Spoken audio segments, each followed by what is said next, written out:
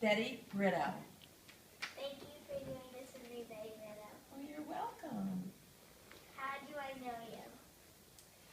You know me because your parents are very good friends of ours.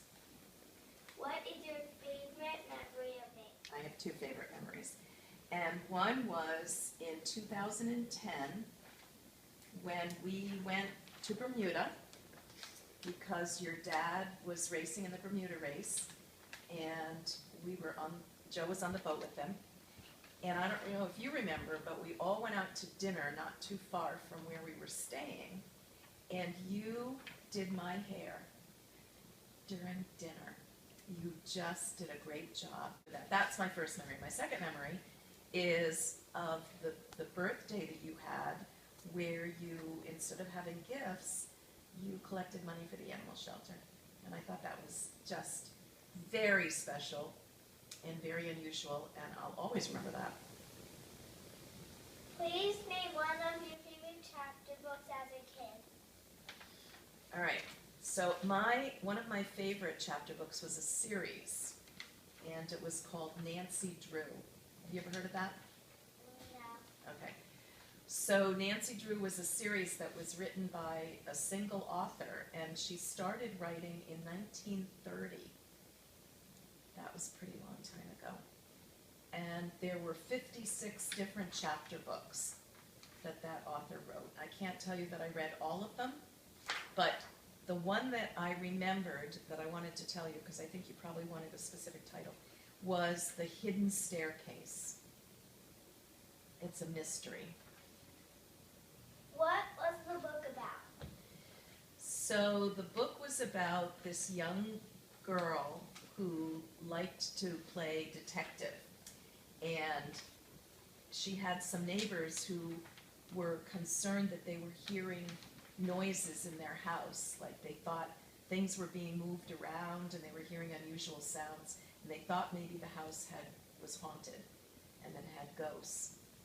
And then there was a second plot going on in the book where her father was being threatened. Nancy's father was being threatened, and she went to try to figure out why this man was being mean to her father. And somehow those two stories come together.